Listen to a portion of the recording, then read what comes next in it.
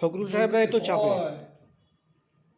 দেখেন, ফখরুল সাহেবের বাসায় থাকা না থাকা এগুলো পলিটিক্যাল হিউমার।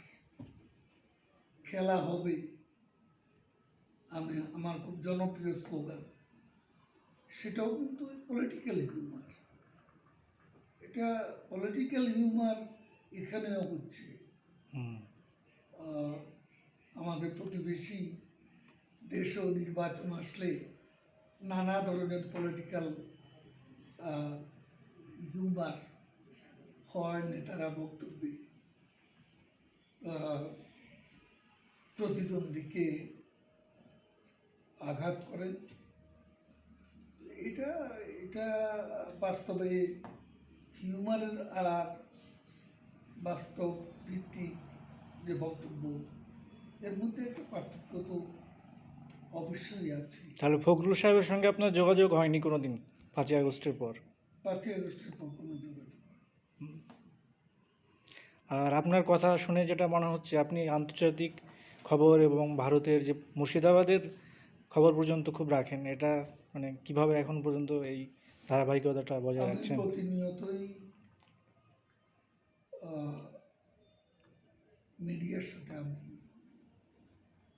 মিডিয়ার সঙ্গে যুক্ত থাকি। যুক্ত থাকার মানে হচ্ছে আমি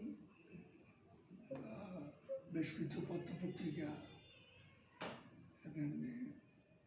ইংলিশ ডেইলি, বাংলা পত্রিকা, এছাড়া ম্যাগাজিন, ইন্টারন্যাশনালি যে ম্যাগাজিনগুলো বের হয়, টাইম ম্যাগাজিন, ইকোনমিস্ট, এগুলো আমি সংগ্রহ করি এবং পড়ি।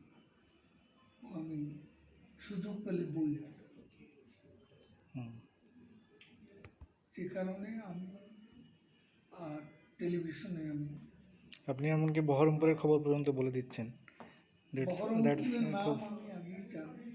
আচ্ছা, আপনার কি বহরমপুর, ব্যারাকপুর, সিপাহী বিদ্রোহ 1857,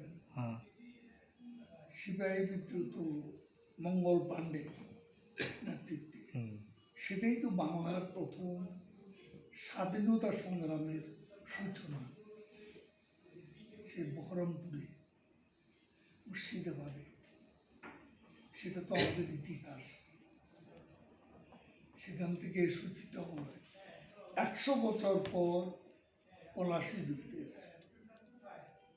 এই সিপাহী বিদ্রোহ, যেটা ঢাকা পর্যন্ত ছড়িয়ে পড়েছিল। সেই সিপাহী বিদ্রোহ মঙ্গল পাণ্ডে যুদ্ধ করতে করতে প্রাণ হারিয়েছে। সেটা তো আমাদের ইতিহাস এবং আমাদের স্বাধীনতা গৌরবোজ্জ্বল ইতিহাস।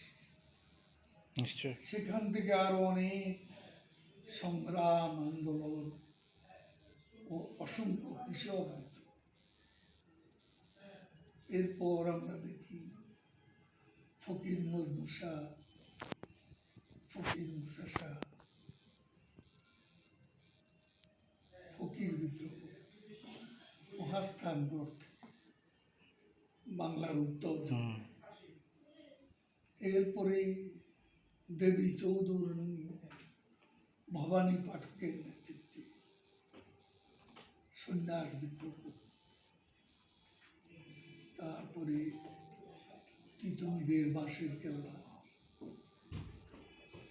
তারপরে সাঁওতাল বিদ্রোহ, সিঁদুলাল, কানুলা, দিনাজপুর অঞ্চলে, তারপর ক্ষুদিরাম বসু ফাঁসির মঞ্চে স্বাধীনতা জয়গান দিলেন।